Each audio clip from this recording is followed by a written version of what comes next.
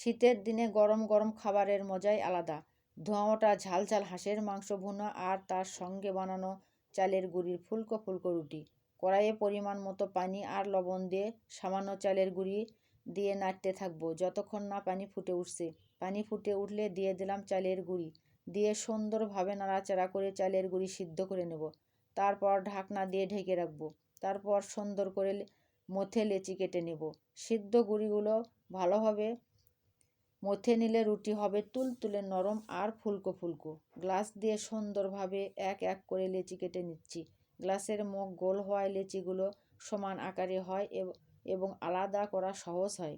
এখন লেচির ওপরে সামান্য চালের গুঁড়ি ছিটিয়ে সুন্দরভাবে রুটি বেলে নেব। দেখতেই পাচ্ছেন আমি এক এক করে সুন্দরভাবে রুটি বেলে নিচ্ছি। রুটি বেলা শেষ, এখন সেকার পালা।